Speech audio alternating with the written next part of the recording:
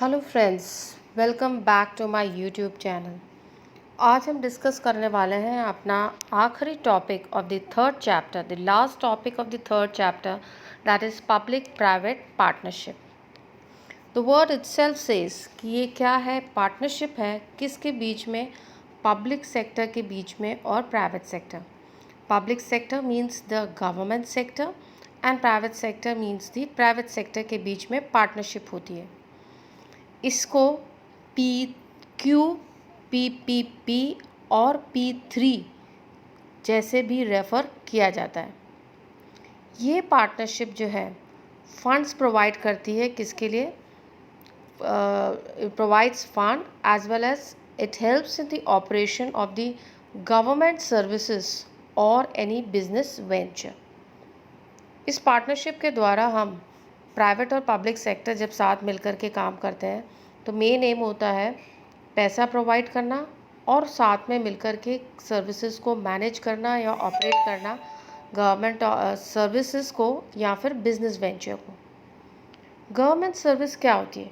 Government service वो service है जो गवर्नमेंट को प्रोवाइड करनी चाहिए, जैसे कि construction of highways, roadways, hospital services, health services etcetera. कभी कभी गवर्नमेंट के पास इतने रिसोर्सेज नहीं होते हैं तो गवर्नमेंट प्राइवेट सेक्टर में कुछ कंपनीज को अप्रोच करता है और कहता है कि साथ मिलके फंड्स भी डालेंगे और ऑपरेट भी करेंगे। दैट मीन्स पैसे भी डालेंगे और मैनेज भी करेंगे। किसी किसी केस में गवर्नमेंट सर्विस भी हो सकती है और किसी केस में ये बिजनेस वेंचर भी हो सकता है। आपकी बुक में जो एक एग्जाम्पल दे रखा है, the beautiful example, they've given an example of an hospital, a hospital building, जहाँ पर फाइनेंस और कंस्ट्रक्शन का ठेका कौन ले रहा है? Private sector.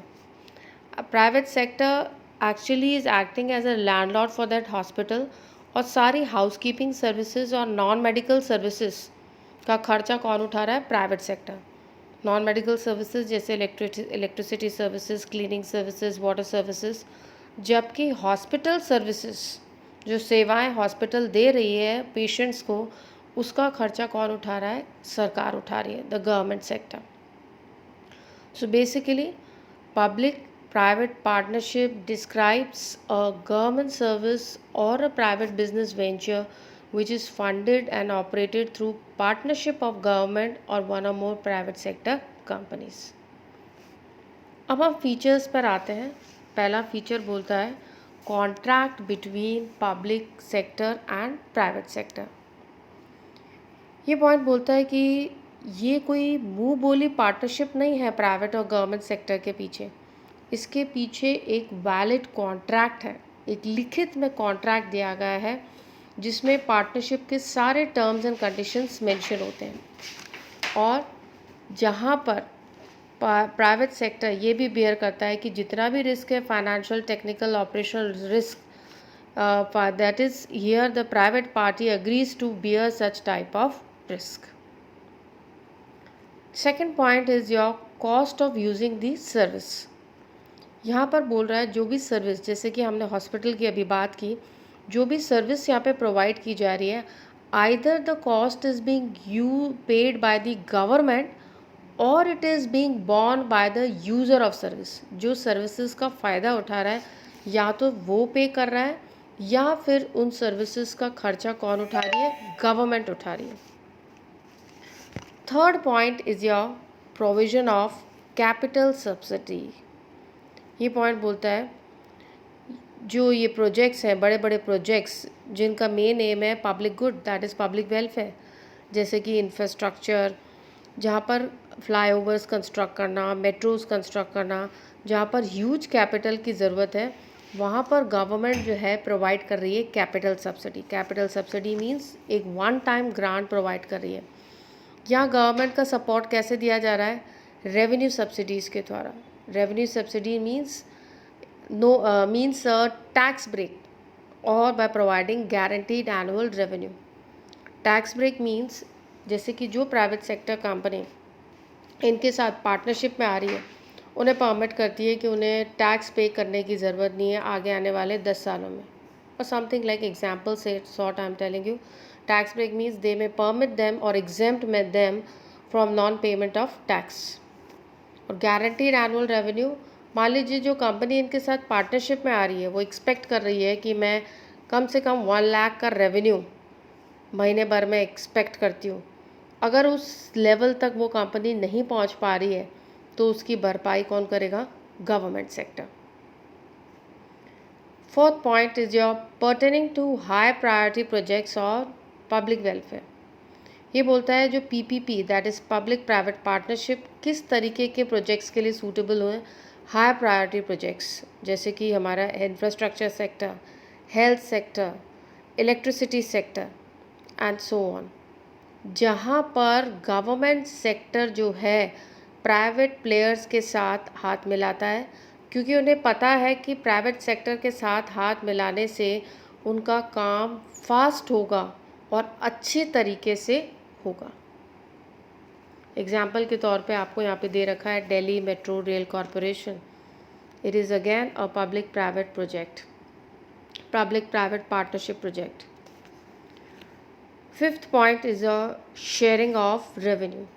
ये पॉइंट बोलता है कि जो भी रेवेन्यू पब्लिक प्राइवेट पार्टनरशिप में हो रहा है, that revenue is being shared between the government sector and the private sector in the ratio which is prescribed in the contract which was initially signed by them. और सबसे आखिरी point आ रहा है आपका प्रॉब्लम विद पीपीपी। सबसे ज़्यादा main problem PPP project के साथ ये होती है कि प्राइवेट इन्वेस्टर्स जो रिटर्न मिलता है उस रिटर्न का ज़्यादा परसेंटेज इंजॉय कर पाते हैं, जबकि रिस्क प्राइवेट सेक्टर कम ले रहा है पब्लिक सेक्टर से।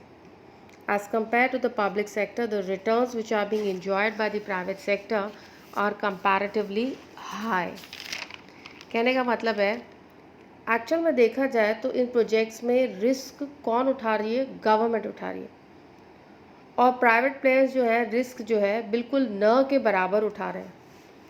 अगर उनको कोई भी रिस्क या लॉस होता है तो गवर्नमेंट उनकी भरपाई कर देती है।